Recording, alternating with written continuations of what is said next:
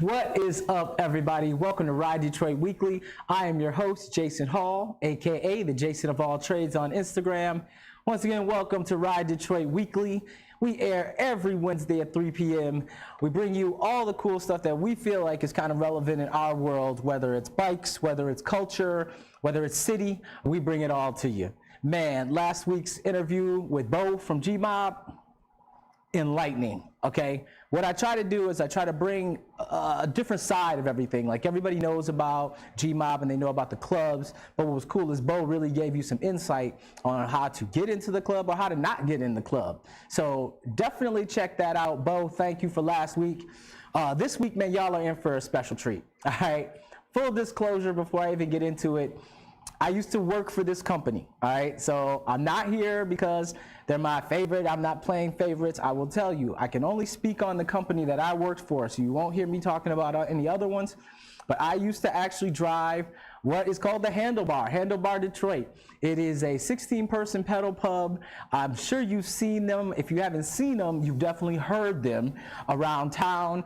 They usually start in the spring and go, I've seen them in the winter. So this week, my guest, my good friend, Brian Lindsay, owner and operator of Handlebar Detroit. Brian, what's up, brother?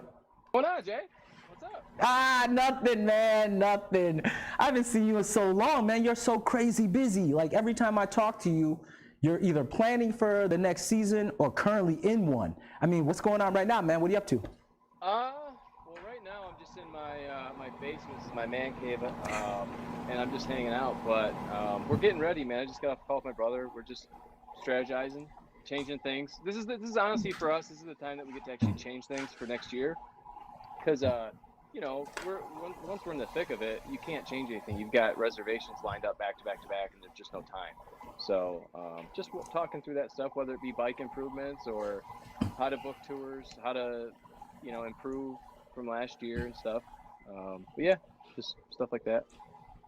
So I touched on it, but for everybody who doesn't know, can you talk to him about what a pedal pub is and where did you guys get the idea for the pedal pub? Okay, so pedal pub is it's a 16-passenger bike bar. You know, people jump on or ride on it. It's a bunch of bike seats around it, and laws passed, you can drink on it. And basically, we just take it around downtown.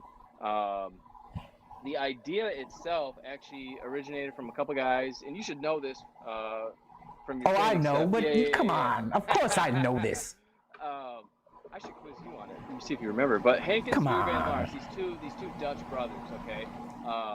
They came up with the idea because it was like a float for a parade for a bar. So this bar is like, hey, we want to be in this Queen's Day parade. It's this huge parade in Amsterdam, and this bar had the idea that they were gonna basically hire these two brothers, or, you know, friends, they're friends basically, and built them this bike bar.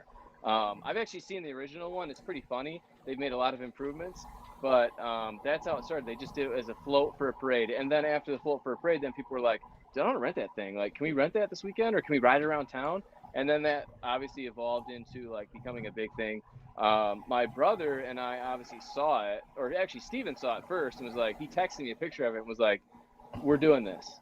And we always talked about starting our own business and stuff, but it was always kind of like, you know, stuff that was unrealistic, or like we thought the best idea, and then you Google it and it already exists or something like that.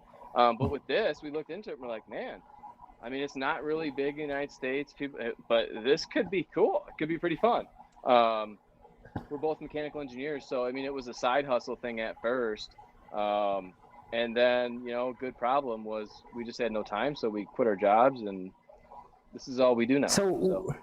So you saw it, and you know, we're kind of skipping levels here. You're Yeah, like, I we saw skipped it, we all over, liked it, sorry, 'cause I we know started doing I it. know you- But yeah, like, I mean, yeah. so wait a minute. So you had to, they're not built in the United States, so you had to actually order it from overseas, right? Yeah, correct. Yeah, you're right. I skipped over everything partly because I know you know, so it's weird to explain it to you. But yeah, no, okay. So right, so we buy them from Amsterdam. These two brothers, they make them. I've gone over there and visited them.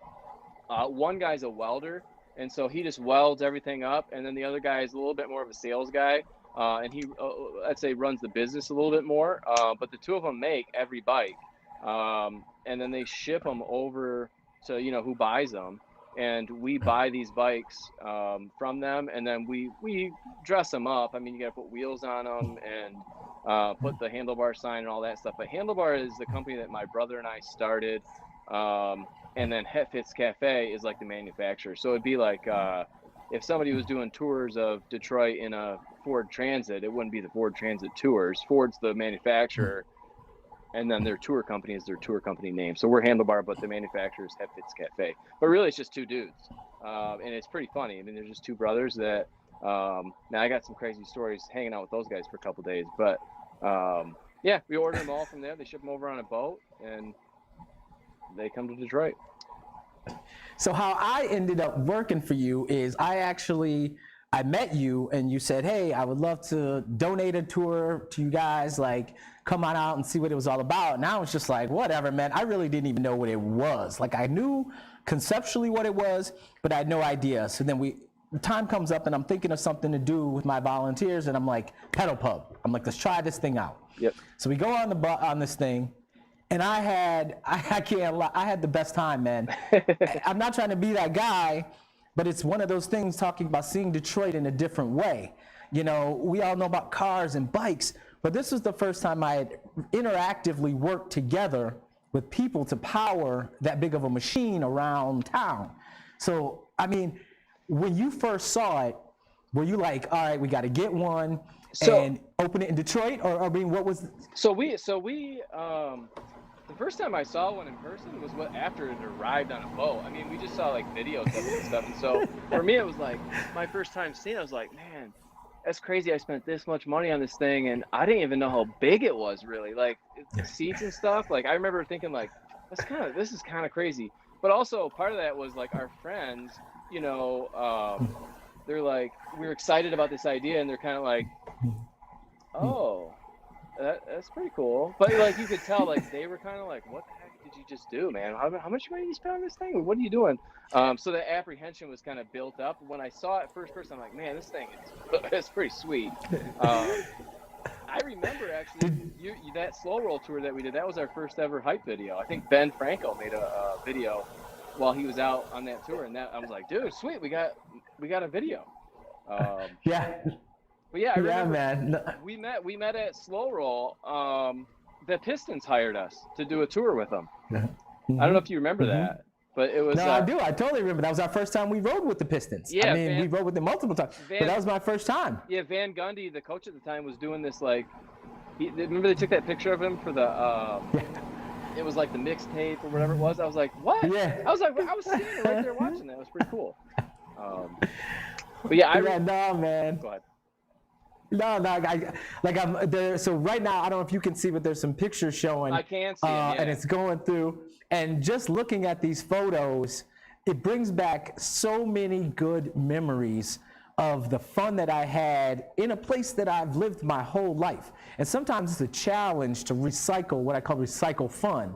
You know, if you've been to the same bars, you've been to the same restaurants, you know, how do you make it fun again? And when I got on the pedal pub, once again, it was the act of getting to the places, but then it was the camaraderie of making this machine move. So the first time, when you guys first built this, did you build this like in your garage?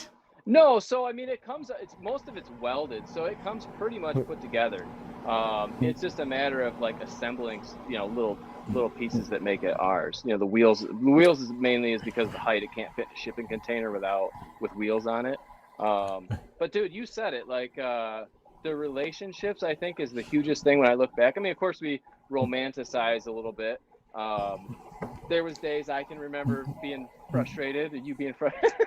There's some wild customers, but Listen, man. but the relationships, I though, learned you know. I learned more about the human being in that 2 summers, like socially. Yeah, we'll get into that. I mean, I'm still trying to wrap my mind around. Okay, so this comes in the mail in a shipping container. Yeah.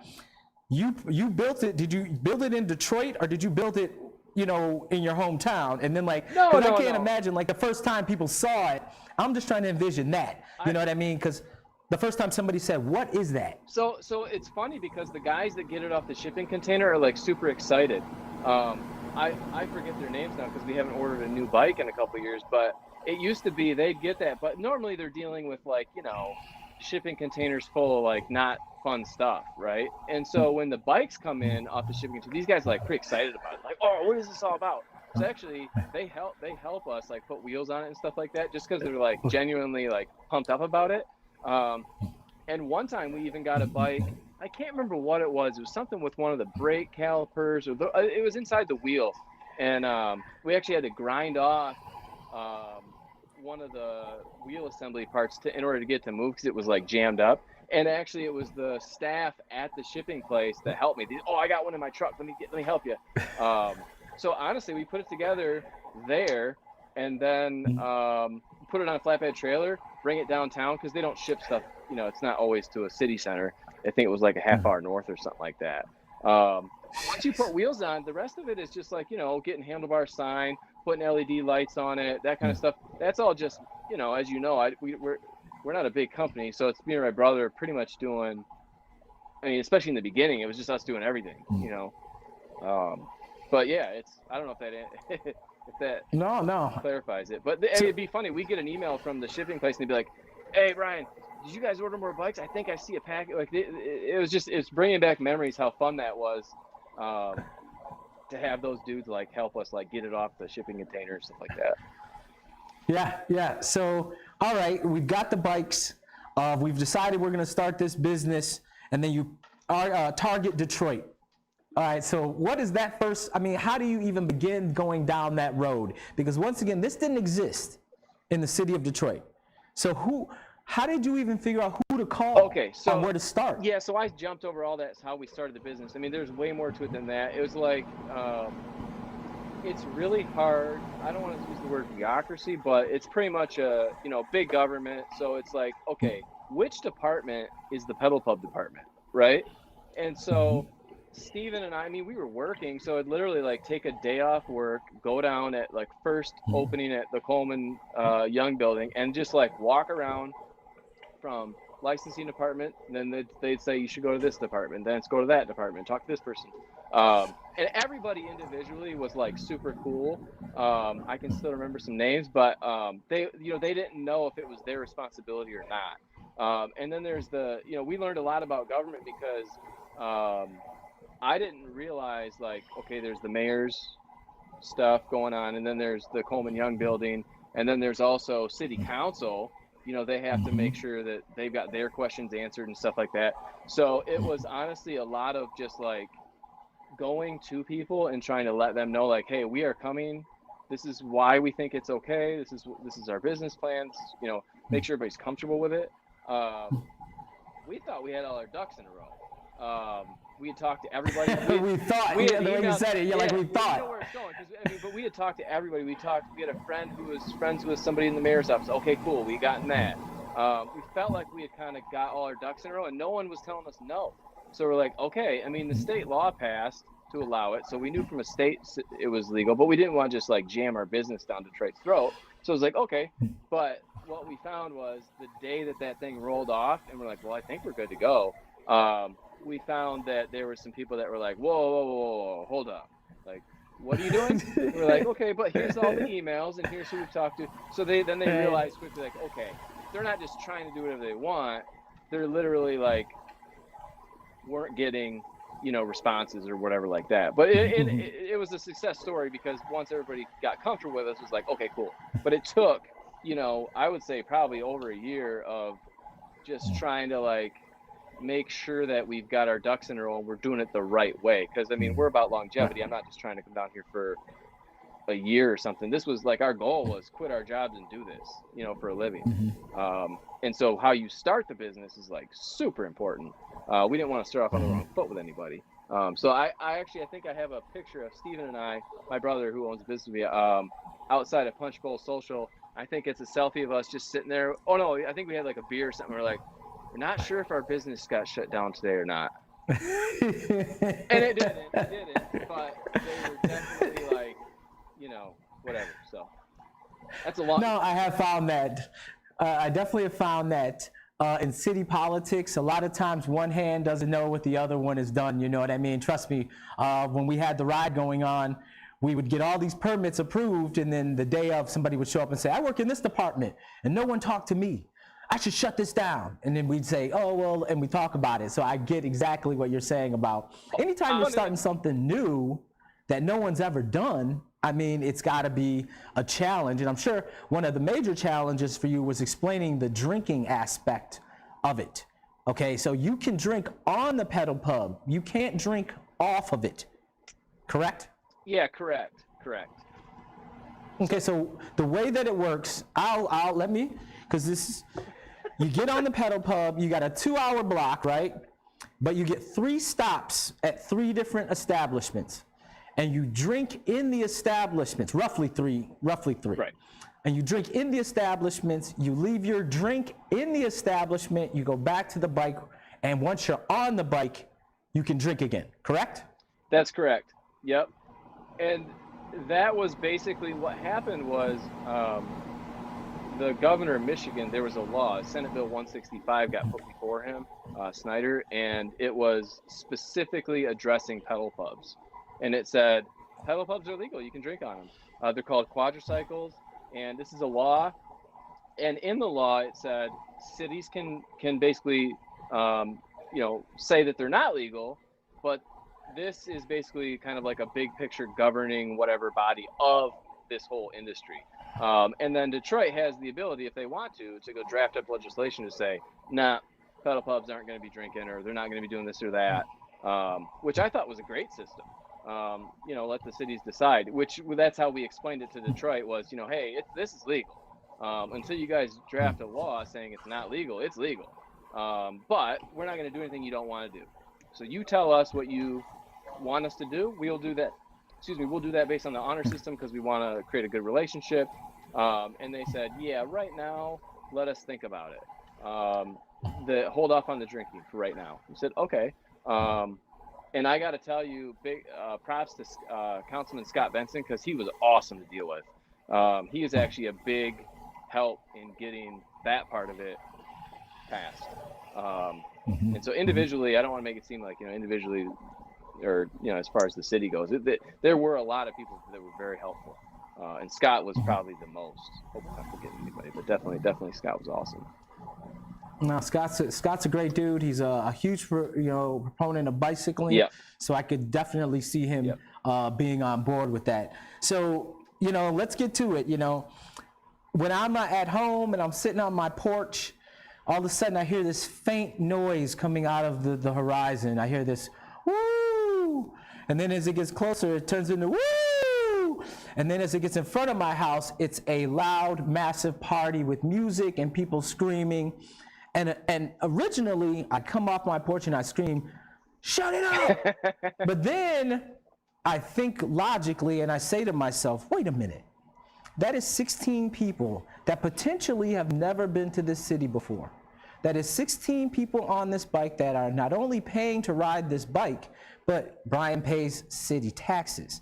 So let's talk about, do you have any idea, honestly, how many people you have ridden? No, the pedal, no, do you know, like in a summer? Yeah, I could tell you, it's probably around 45,000 people. 45,000. Yeah, we'll do the handlebar. 45. Okay, so first off, I'm thinking like 5,000, 10,000. Okay. 45,000 people coming to Detroit once again with no ill conception, ill conceptions of the city. They're coming down here to spend money and enjoy themselves. 45,000 people. How many summers you been going? Well, we started in 2015, so 5 years, I guess. So All right, 26. let's just leave it at that. Put that in perspective, people. But go ahead. Think about it. So we started with 2 bikes, right? And then we went to 4, and then we went to 6 and 8 and 10, right? So we have 10 bikes. Now, 10 bikes is 45,000. In year 1, it wasn't that. So you can't just do 45 times 5. But I honestly, like, one of the coolest things was hearing that people came to Detroit just to do the handlebar. Like, I always thought, I never thought that. I thought, like, they would come in for a Tigers game and, oh, cool, we could grab them and they could do a tour and then go to the Tigers game or something like that. But it's crazy, especially, I mean, I think you know, but in the mornings, like on a Saturday, where there's no games, no concerts, and it's just like people all over, and it's like, oh, that was my tour earlier, or you're driving and they're like, what's up, Jason? It's like, oh, I drove them earlier today, you know? So it's a cool feeling to know that you're a part of bringing people downtown, you know? In reality, like, you bring in a year as many people as like our sports teams now, because they all kind of suck. So you know what I'm saying? Like, really? Like, that's kind of crazy to wrap your mind around. And I can tell you from a personal level, the cross section of people that I met as a driver was insane as well, you know, because a lot of people think, oh, you know, this is just a certain demographic who's coming down here to ride this. But I can tell you once again from my own personal experiences, I've had black, white, Hispanic, I've had every shape, I've had every color, and not one time did anybody leave in a bad mood. And I'm being honest. Yeah. Like, even if they showed up and it was a 90-degree day, and back in the day, and we'll talk about this, assistants versus non-assistants, when I used to work there, they didn't have motors. Right. And so people used to say to me, oh, you don't really have to pedal. That was the other thing. They would always get on and they say, where's the motor? And I'd say, I'll tell you what. If you can find a motor on here, I'll pay you $20. But there was no motor. Right. And on the days that it was 90, 95 degrees, people still had an amazing time, still came back. I mean, it was surreal, because it's one of those things that when you get on it, I say, if you can get off it and you're having a bad day, you're a robot. You know, have you ever experienced anybody? I know we got some funny stories. You're talking about, but I mean, like, have you ever had anybody who was just like, you know what, I want my money back? Yeah, I mean, it's like 1 in a million type thing, or one a summer or something, you know. And it's usually it's not us. It's like, dude, I'm out here for my birthday party, and like all my friends bailed or something like that, you know. It's something that's really not in our control. But it's funny. It's like the ingredients are there, dude. It's like your friends, so you're surrounded by your friends. You're playing your own music, whatever you want to play. You've got, you know, drinks going, and you're like outside seeing the city. I mean, the ingredients are like, whether you want to be on a pedal pub or not, those ingredients, wherever they are, on a boat, on wherever, is, I mean, it's a nice batch of ingredients for a good time, you know. And it's not even just the people on the bike having a good time, it spills out into the streets. Yeah. Because when we're riding down, you see people high-fiving, come running up off the sidewalk. Can I get on? I mean, they feel this infectious energy that really is Detroit in the summer. There's no better time than the summer in Detroit. Yeah, even with that, you might. Go ahead. Go ahead. No, you go ahead. I was gonna say, you might remember, like, when somebody's behind you in a car and they're trying to get around you or something. People ask me, like, do you guys piss off traffic and stuff? And actually, I don't know that I've ever seen that. Maybe if I rack my brain, but most of the time, if they start kind of upset, like, oh, you know, I want to go around these guys. When you look at like 16 people that are hooting and hollering and waving and laughing, it's like, okay, you got to be a special kind of person to be upset at that. Right. You know, it's like, okay, all right, they're having fun. Okay, I'll go around them. Because, I mean, Detroit's got 4-lane streets everywhere. Yeah. But yeah, that's something that's funny to see, that kind of tinge of like annoying go to, all right, you guys are having fun. Okay, yeah, beep beep. All right, hey, what's up? You know, as you go by. Well, there's such a fixture now. You know what I mean? Like at the beginning, it was that what is this factor? You know what I mean? So like I said, the first couple of years I rode, I didn't have anybody be aggro, but I got a lot more of the what the hell is this? Right. Whereas now people know what it is. Yeah. You know what I mean? Yeah. If you don't know what it is, you've been on it, you've ridden it. So you know the pressure of that is off. My question is now you guys are expanding. So when we first started, we really had sort of a limited area. But now you've got 10 bikes, and then now there's other companies. How do you spread out and sort of deal and spread the sort of generosity around? Yeah, so we have 8 bikes at Tin Roof, which is right next to America Park. Awesome spot. And then we've got 2 bikes up at Detroit Shipping Company. Not really Midtown, Cass Corridor / just north of Little Caesars Arena, but that helps a ton. You referred to this, but we have motors on our bikes now, electric assist motors, so that helps too. That was something that Steve and I were like, it's time. We resisted it forever, but the motors is a huge thing. If somebody wants to go a little bit extra, you're not nervous about like, shoot, what if they get tired and can't make it back on time? Right. You can take some risks, not risks, but you don't feel like you have to like only stay right in a knit area. Right. So yeah, we do Midtown tours. We'll go over to Corktown. We've done Eastern Market tours. Now most people do stick downtown, but having that option's nice because you get somebody that thinks they've done the pedal pub and they don't need to do it again. It's like, oh well, we'll show you this or that. It almost becomes a challenge. Like, yeah, okay, that's what you did last time. All right, I got you. Check this out. And you guys, the good drivers that really know downtown Detroit, and that's a challenge. It's like, okay, we'll take you up and show you this or that. But yeah, the motors is probably one of the biggest things in being able to spread out, not just the number of bikes. But yeah. So you guys also changed your business model a little bit. Back in the day, you had to book the whole bike. Oh, yeah. But now you pick up individual riders now, correct? Yeah, with COVID, we shut that down. But, hopefully this year we're able to bring it back. But the individual seat was another one. We're like, oh, man, why are we going to do individual seats when we're booked up on group tours? But when you see like strangers and then at the end like texting each other, like getting numbers and going to the bar together, that's actually it's weird. I didn't know this when I was in corporate America, working as an engineer. I didn't understand like how the effect on being around happy people has on my own mood and like even just outlook on life. Being surrounded by people who are having fun and meeting, it's like I'm almost a part of that, and it makes it cool. It makes it fun to see that happen. So the individual seats is a way for, I only got 2 people. I don't want to put a group together. That's great. And then from our standpoint, it's like, it's actually fulfilling to have people like, meet and go party together. No, once again, you're building bridges, what I mean? You're connecting people who normally wouldn't have been connected. Maybe. Once again, that's why I brought you on, is because people, like I said, they just hear the woo and the screaming and they think of the drinking, but they don't understand that there's actually rules to this. It's not one of these free-for-all things where people just show up and do what they want. As an ex-driver, I understand that one of my main jobs was not only to drive the bike, but to control my crowd. Right. And so you're not just out here wooing it up. And like I said, I wanted people to hear that you actually spend more time thinking about stuff than anybody I know. Like I'll be like, hey man, let's launch a t-shirt. And you'll be like, well, how much is the t-shirt going to cost and who's going to sell it and what colors are going to be and where's it going to come from? And let me talk to Steven. And I'm like, can't we just print the damn t-shirt? Yeah. So like you think more than anybody else. But hold on, so that is not a good thing always. Paralysis by analysis. That's definitely something I do.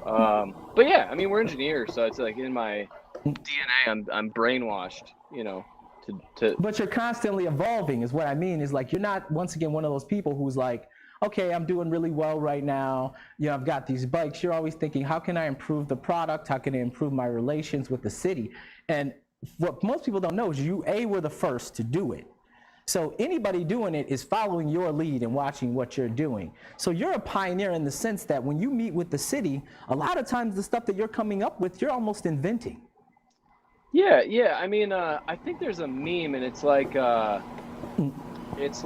Michael Phelps swimming, and he's what is it? The guy next to him's looking back at him or something like that, and it's like, dude, you don't look at your competition. He's swimming straight forward, and I think of that. I try to think of that once in a while because it's like, well, the competitions, that's how it is, but you can get too worried about that, and so we try to, like you said, try to just focus on ourselves, and if we're doing something and someone else is trying to do that, well, we're already working on the next thing. Try to keep that mindset. So what's going on this summer, man? I mean, we're all we're all adapting and overcoming the current situation. What do you got going on for 2021? You're already booking tours. Yeah, we're already booking tours, man. Right now, I mean, like I said, people don't. Can I book tours right now? You could book a tour right now. Can I book tours right now? I'm trying. Will somebody book a tour? I hate this. Go ahead, man. You talking about for RiDetroit? Yeah, no, I'm not booking tours into the spring right now. Okay. Yeah. I'm not mad. Okay. You should be mad at me. Okay. So when I used to work for Brian, I literally, like, the last summer, I was like, I'm not going to work for you next year. I'm going to go start my own tour company, and I'm going to model it right after yours. So he should actually hate me right now. But, like, how are you? I mean, that goes to show once again how forward people are looking to partake of the fun on the Handlebar. They're booking in January for summer. I mean, especially right now, I think that you too. It's like being an outdoor tour company, we're sitting pretty good because people have been cooped up, and man, I think it's going to be a year of just being kind of depressed about certain things, and then now it's like, look, I'm going outside, man. And so I think that's going to be a big part of it, is just like people want to be out, they want to be with their friends, you want to be safe. There's ways to do that.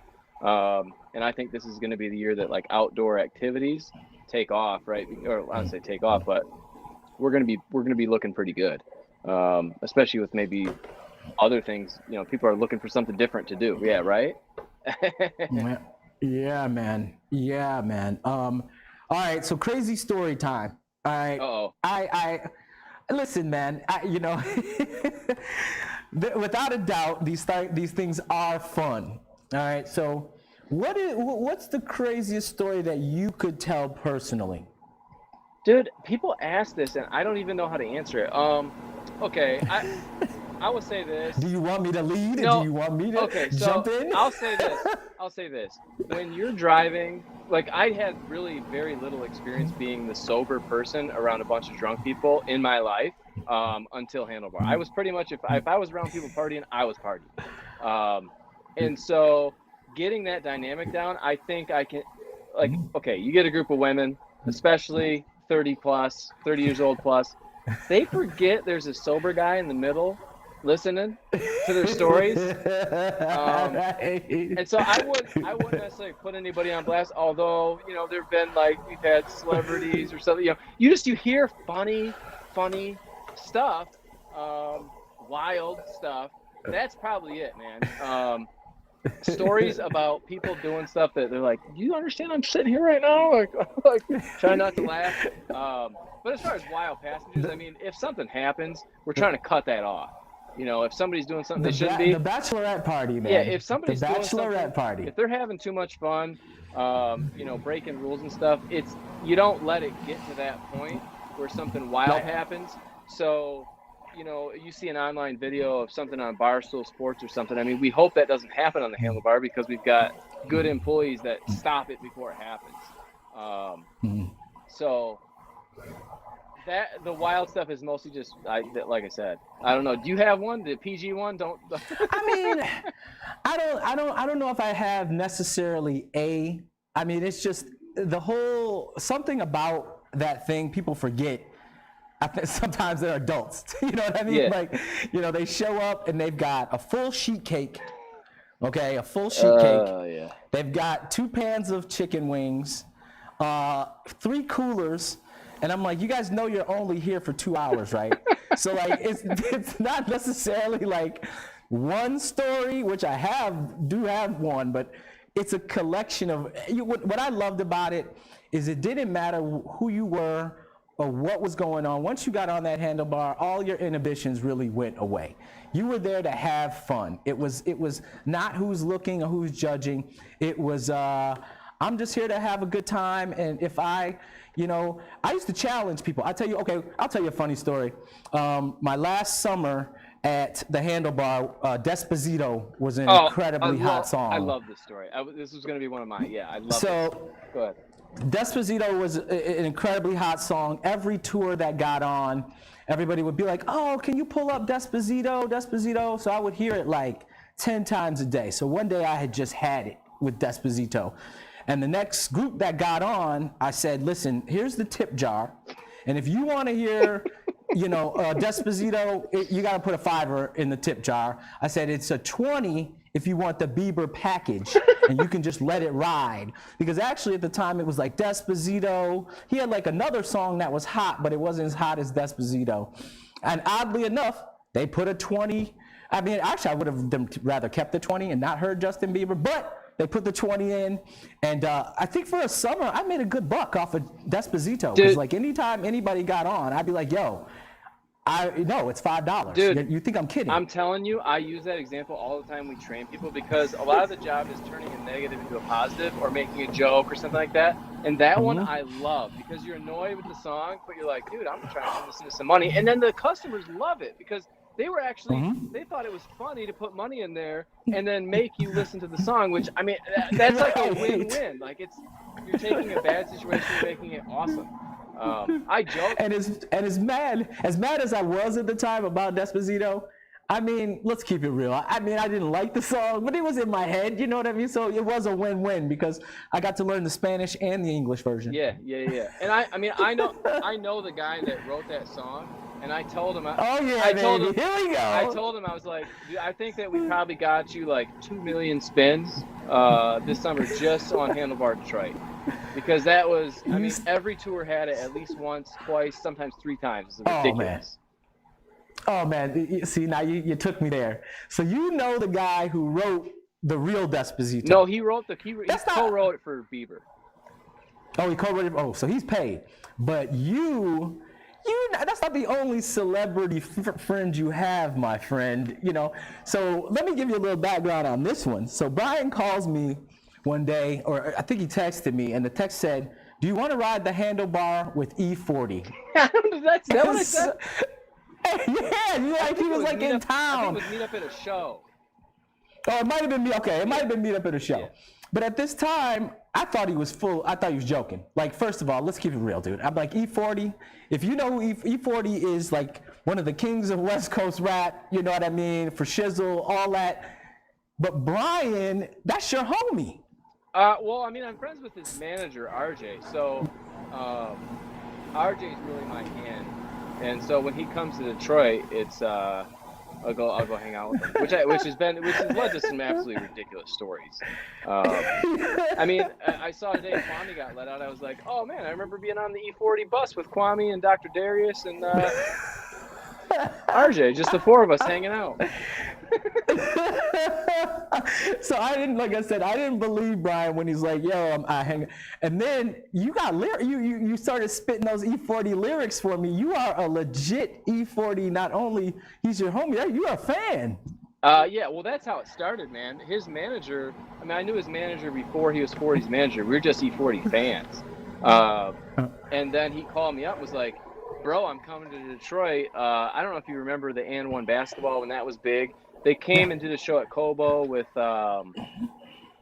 40 was doing the halftime call it show during that tour, and he called me up and goes, dude, I'm 40's manager now. Like, we're coming to Detroit. I got a bus. So I took time off work at Toyota, and I went down and hung out on the tour bus with all the N1 guys and stuff. That was the first time I hung out with them. And I was just like, dude, this is unreal. I mean, because I'm just a fan. I'm not. You said I'm friends with him, but wait, was this Toyota? Was this Toyota Brian, or was this Buff Tan Brian? Because that's another thing. Anthony's not pulling up the Buff Tan. You know, you went through a phase where you were the buff, where you were buff and tan, man. Now you're like Toyota. you're like Toyota. You're Toyota, Brian. But like, were you hanging out with E40 where you were when you had the frosty tips and like the buff? No, hold up. So listen, what Jay's referring to is Handlebar was really hard. People don't know that looking into it. I mean, Jay does, but I lost 25 pounds. I was working, 40, 50 hours a week at Toyota. And then I was doing like, I don't know, 50, 60, 70 on Handlebar. I was driving all the tours. I was doing all the marketing. Yeah. I had no other employees. I had like one driver. And it was really, really stressful.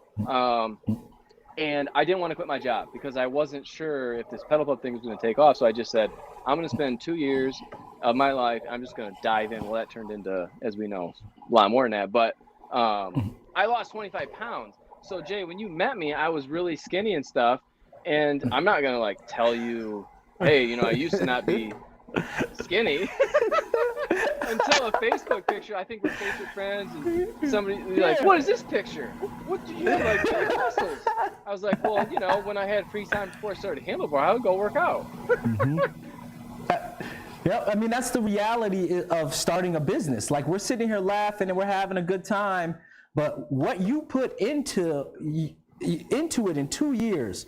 And how long, I mean, for years I've been saying, but until you quit Toyota, I was like, quit that job, dude. I know. Because Yeah. I'm like, you are killing yourself. Like, not only are you doing well, but you are killing yourself. And that goes to show, once again, your drive to make sure, like you said, you didn't let go of one branch until you were sure the next one was, you could grab onto it. Yeah, I mean, my brother, we talk about this a lot. I think paralysis by analysis. In your view, that's, he thinks so hard about all these things. That's a problem for me that I need to not do that as much. Same thing with work hard. It's like, dude, that's not good, man. You shouldn't be doing that. It's easy for somebody on the outside to look in and say, it's easy for me even to look at someone and go, dude, you need to like cool it, bro. You lost 25 pounds. Like, man, you need to like take care of yourself and like get some sleep. But when I'm in it and I'm like, no, I got this promotional thing I'm trying to get with the Lions. Like I want to get these, the cheerleader ride or whatever. I mean, that was like a 16-hour day for me or 20-hour day or something. It's like people, when you see the videos, you're like, oh, that looked like so much fun. It's like, it was, but to drive downtown all the time, trying to set these meetings up and stuff. It's drive. I don't know. I go on a tangent on it, but you when you own a small business, you realize it's like your baby. If it doesn't succeed, it's necessary. Because of you. Yeah, it's because you didn't make it succeed. So. Yeah, man, your work ethic is something else, dude. I mean, like I said, for years, I was just like, I used to get so mad at you. I'd be like, why? Why don't you just stop doing all this? You'd be like napping in your car. Like, I'm being real, dude. Like, Brian would be literally leave Toyota, come downtown in his Prius, which I wish I missed that. And literally he'd be like working in his car on stuff while he was working on Handlebar, while he was trying to make sure that James, Anthony, and me were not screwing up. Like, I mean, this dude was really about that. See, that's the thing is sometimes the drivers would be like, well, you're just down here because you think we're going to screw up. Actually, it's like a Japanese thing. It's like Genshi Genbutsu. Like in the early stage of the business, I need to know, is the tour working? Is the customer, is something weird? Or we need to improve something? And for employees, they're not going to be as aware of something. They're going to think, oh, it wasn't a big deal, it was once. But my mindset is, well, happened once, it's probably going to happen again. Like, what can we do to fix that? What can we do to, so watching and stuff like that was really important to me. And I mean, how's things going on with the neighbors? Do we got apartments? Are we taking anybody off how's the relationship with the buyer? I want to watch all that, just to, to see it. It's funny that you mentioned the Toyota stuff. I actually just got a text right before this call, and it was my old boss being like, hey, dude, remember when you were doing this project on Tacoma? I got a question for you. Can you help me? So it's funny that it feels good to still have that little, now it's not a job anymore, but it feels good to be, remember the times, romanticize it a little bit, I guess, but. Yeah. So let's talk sustainability. I mean, you've been doing this once again since 2015. What's the longevity of this look like? Are you feeling like there's another area to conquer? I mean, because you're not out in the burbs at all, are you? I mean, is anybody out there? So it turned from, because we're in Indianapolis and we're in Toledo, and then we've got some bikes in Australia. We have some bikes in Australia. So for us, it was in the beginning, looking back on it, we did a really good job of growing fast, keeping control of the quality of the product, coming into systems, engineering crap, but then now we realized over the last couple of years is we need to focus on the cities we're in, do the best possible job, and make sure it's sustainable for years to come. So, in the beginning, like you said, it's a wow factor. Oh man, that's crazy that you can drive a bike and drink on it. Well, now people know that, so you got to create a different experience for them. How can you improve that experience so that, it's a constant battle just to make sure that you're staying relevant. And you can lose sight of that if your focus is on, okay, let's do the systems, let's handle, how can we grow to another city? How can we do this and that? So the new city stuff isn't as much as a focus just because we learned, by mistakes of, man, we grew pretty quick. Geez, we didn't spend enough time on this or that. Let's try and do that now, and make up for, some of the mistakes. I didn't say mistakes, but areas we could have done better on, So you still running it by yourself, or you gonna step away? That was another thing I always yelled at you about. You're not a control freak, but I get it. You want to do it all. Have you stepped outside? I am a control freak, kind of. I mean, I know that, but I mean, in a way. Okay, so here's the thing: delegation is a huge part of starting a business, and I'm an engineer, so my mindset naturally is, well, I can fix that. It's only going to take me 15 minutes. Well, I got to pick up the phone, find somebody, negotiate something. Dude, I'll just fix it. But it's not 15 minutes. It's 30 minutes. And you you underestimate everything, and then it's just no time. So being able to step back, that's something I learned from doing Handlebar, is okay, what tasks do we have? Let's organize this better. Let's figure out what I should hire out and what I should not hire out. And you know what? If it's 80% okay, that should be enough. I need to know that about myself. Don't freak out when it's not the way you wanted it.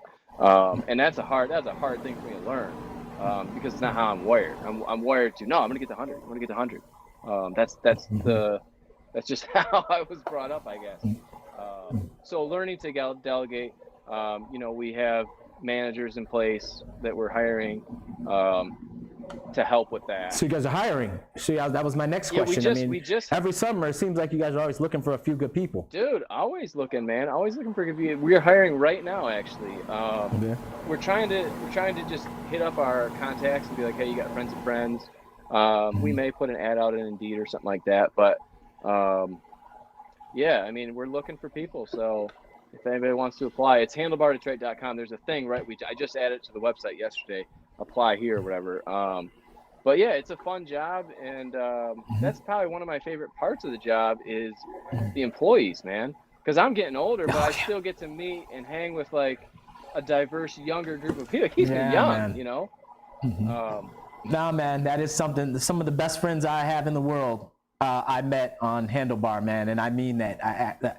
I mention names all the time in passing. James, Anthony. I mean, these are my brothers. Eddie. I can name every single person that I worked with, even down to Sexy Jeff if he's watching. Dude, Sexy Jeff and regular Jeff. Yeah, man.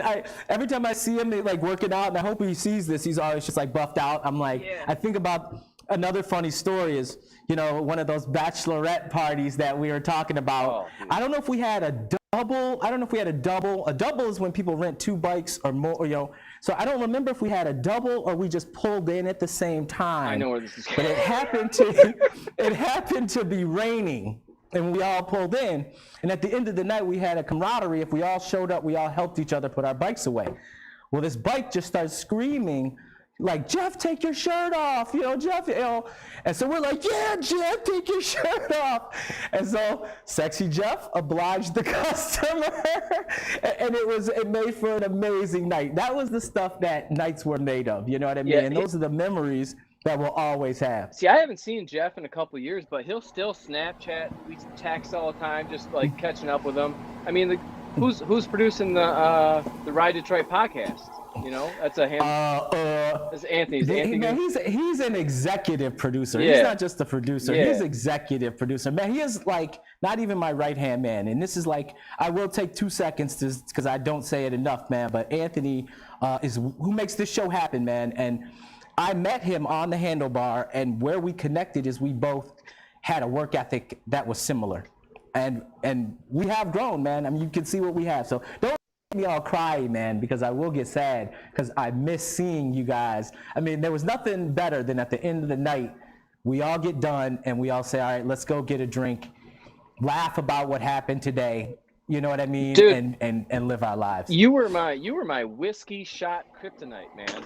I don't know. Was, man. It's been 2.5 years. I know. But I gave up shots at bars for like, I think 4 years or something like that. And then until you met me. Until I met you. Actually, you were after your first tour.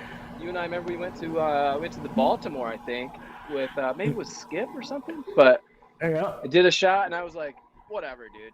I can do a shot once. That's fine. I just was trying to. Little did you know. I was trying to chill out with it because you get too messed up on shots.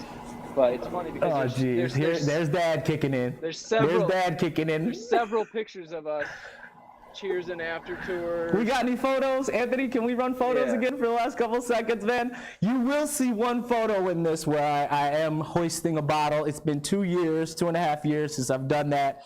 But nonetheless, man, like I said, the stuff we did back then, I can't thank you enough, man. One last story, like to tell you, to give you a testament how awesome Brian is.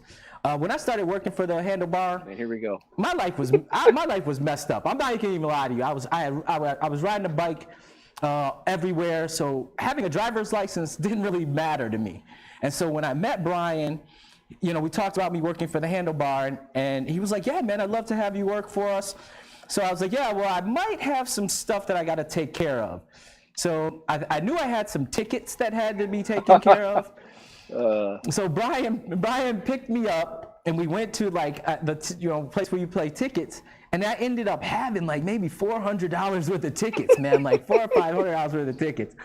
And so I'm like, I go back out and I'm telling my potential boss that I can't work for him. I'm like, dude, I got $500 in tickets. And Brian's like, hey, man, don't worry about it. I'll loan you the money. We'll take care of it. And I'm like, I don't even know this dude. Like, what? And he's like, yeah, man, let's do it. So we pay that. Then we go to like 36th District Court because I had to get my license like unsuspended. And they were like, it's going to be like $150. And I was like, Brian, I can't work for you, man. Even though we just paid this $400, I got to get my license. He was like, bro, I'm going to loan you the money to go ahead and get your license. And then they were like, you got to go somewhere else to get something. Oh, I had to get my pedicab license, and I had to get my chauffeur's license. Brian drove me to the Secretary of State, took me to get my pedicab license for everything. Dude, I mean, all these pictures that are showing. Dude, thank you for saying that, by the way. I want to say, when you talk about like the money stuff, about like getting your stuff paid, and I think I forgave that debt when you left, didn't I? Yep. That was the other part of the story. You literally, at the end of the summer, when it was time to settle up on this ridiculous amount of money that you had spent, you told me to keep it. Yeah, I mean, honestly, you know what I mean? Like, honestly, though, like from a business owner standpoint, and friends too, but it was like, dude, you did so much for the Handlebar. Like that was no question. I will say though, you were a little free with your money when it came to cleaning time, and that was something I thought of to myself. I was like, what were some stories about Jay? And that was one that I share with other people, especially other cities. Like, check out what's going on in Detroit right now, because those that don't know, Jason, the drivers have to clean the bike up between tours, but Jason found a guy downtown. I don't know how to describe him really. Hard on his luck, but Jay'd give him $5 out of his tip jar, and he had cleaned the whole bike for him. Which man, work smarter, not harder. I know. I remember coming around the corner on my bike and looking over, and you had your feet up on the bench, kicked up on the one of the seats. I was like, "What's going on, dude? Who's this guy?" Oh, I gave him $5, man. He's cleaning my bike for me. I was like, well, how do you get mad at that? I mean, you're helping the guy out. You seem happy. That is hilarious, though. No, and every time that was sort of my give back. You know, every time I saw that, I even spread the word to the other drivers. I said, hey man, if you're as lazy as I am, and you don't want to clean, because we have to clean that bike at every single stop. And so I was like, yo, you know what? If I can throw this guy $5, $10 a day, and every time I pull around, he cleans my bike. Amen, man. Amen. It was I'm all about it. It was a beautiful, hilarious system that you had going for a while.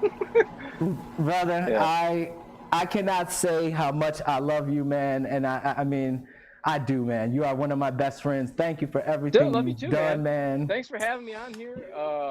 Dude, let's hang out in person once like vaccines or whatever. Once everything thaws out. Let's maybe get you guys on a handlebar tour. You and Anthony and some of the guys, some of the veterans. I want to, man. We talk about it all the time. I miss it, dude. Like, because as much as, like I said, you might get annoyed if you're like not on it. But once you get on that thing, everything around you just becomes fun. And so I've been trying to get us together. You know, I called you months ago, but we're going to definitely, like, it's James' fault. If James would stop having kids, you know what I'm saying? Like, then we could maybe get together. I was going to say, give James a reason to get out of his house. Hey, man, hey, sorry, Steph, I gotta go downtown. I got to do this thing with the guys. James and Steph, who met working on the handlebar, that are now married with kids. Yep.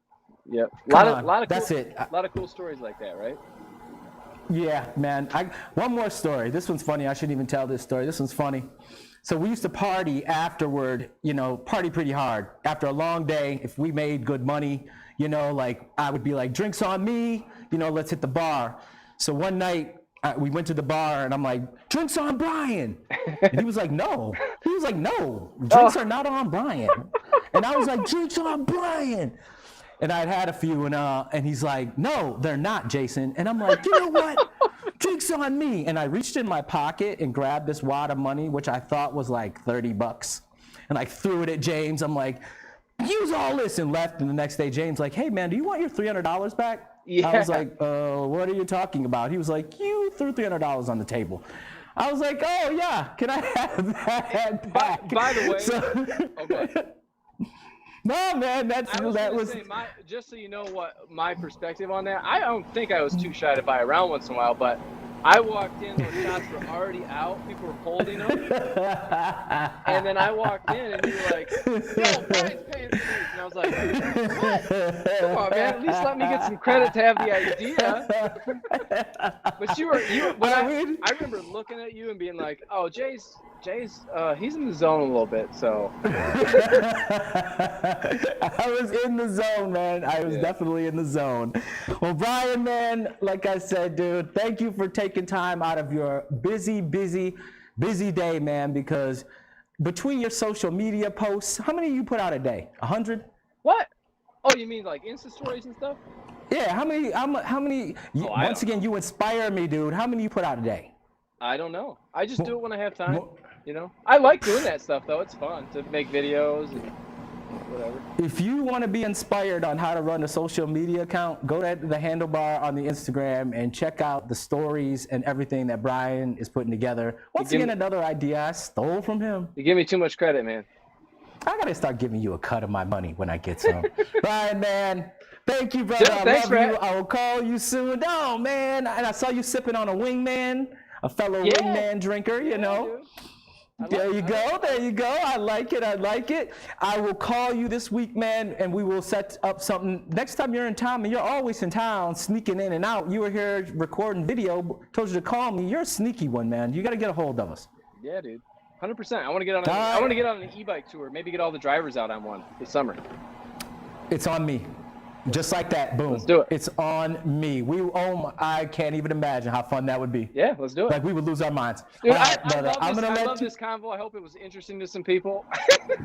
It don't matter if it was. It was funny. It was awesome, and we had a good time. Yeah, and that's what we set out. Thanks for having me, dude. It means a lot. Thank you. And we'll see each other soon. Yeah, man. Brian Lindsay, owner of the Handlebar Detroit. www.handlebar.com, correct? Handlebardetroit.com. Handlebar Detroit. I've never used the website. I just show up to work, man. And it's bringing back memories when you used to drive and do that, and I'd be like, Jay, Detroit.com. Right. And you know what's funny is I was gonna put on a Handlebar shirt, but I think I gave them all to James. That's right, because I think I made you go broke the first year. I mean, I think I maybe had. You don't know this, maybe 10, 15, 10, 15 shirts that year? I knew you had them, and I was like, whatever, man. Like, I'm not going to argue over shirts. Well, you show up to work on a hot day, and that was, I'm telling you, people don't know, the bitch of the bunch was getting that thing out. Yeah. Like, you would get to work on an 80, 90-degree day. This is before motors. We had to literally push that thing out of a parking spot, turn the wheel, push it out of a parking garage, jump on it, turn the wheel, then turn it and back it into the spot. So by the time I would get there and be, all freshened up and sexy, I'd be all sweaty from moving that thing. So I thought it was just cost. Just throw it on the company. Yeah, we've since improved that. Motors have made a big difference. But I know. Every time I see them, we can romanticize everything now, and it's just a fun memory. But yeah, some days weren't the best. Thank God for motors, man. Yeah. All right, I'm letting you get out of here. Brian, thank you again, brother. I love you. I'll see you soon. Right. Everybody, Brian Lindsay. Love you, man. Peace. Later. Wow, man. The cool thing about this is not only do we try to show you a different perspective, I feel like I can show you that different perspective because I was there. Okay, so a lot of the stuff that we talk about, when I bring Eric on to talk about what he's been doing is because I know Eric and I know Brian and I know the passion that they have for what they do. Not only is Brian passionate about being a business owner, but he's passionate about what he's doing in the city of Detroit. He could have did this in many other places, but he chose to do it in the 313. And for that, I love him. Every dollar that goes back to taxes, 45,000 people in a summer. The Pistons don't even on a good day have that many people at a game, all right? Keep that in mind. The next time you hear the woos and the screams, think about how many dollars are going back into your economy. Thank you, Brian. I just want to talk about, before I go, our bike school, we're almost there. Had to push it back a couple of weeks, but we are getting ready. We're about to launch our thing with the downtown boxing gym. If anybody is interested in getting some knowledge or a little more education on maintenance and the bike industry, make sure you email us. Also, let me give a shout out to my sponsors because sometimes I mess that up and forget it. But first of all, let's give a shout out to Wingman Water. Without them, I would not stay hydrated. Let's give a shout out to Loomis Helmets. If you haven't noticed the helmet over there, that is the Loomis helmet. It actually comes with 77 programmable screens, and it also comes with some pre-programmable screens. So you can change that while you're riding. It also comes with front and rear blinkers. Loomis helmets are awesome. Griffin Claw Brewing Company, they've been down since day one. Support us, local brewery, definitely by Michigan.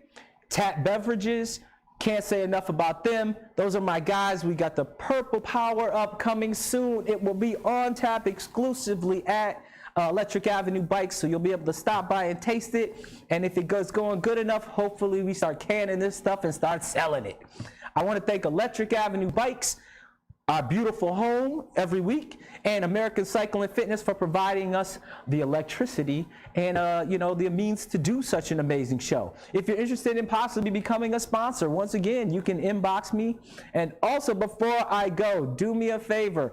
Go watch and subscribe to the YouTube channel, Ride Detroit. We are there. Any of our past interviews, whether it be Murals in the Market or Ride Detroit Weekly, will all be listed on that site. So definitely go to the Ride Detroit YouTube. Don't just watch, subscribe. We're almost to 100. When we get to 100 subscribers, we're gonna put everybody's name in a pot and we're gonna give some stuff away, all right? So, see you next week. I'll be honest, I don't even have a guest yet, but I will be announcing that guest soon, and they will be as good, if not better than all the rest. Thanks for tuning us. 3 p.m. Eastern Time, Ride Detroit YouTube. Oh, I gotta go, man. That's what we do here. I gotta answer the phone. Electric Avenue Bikes, Jason speaking. How can I help you?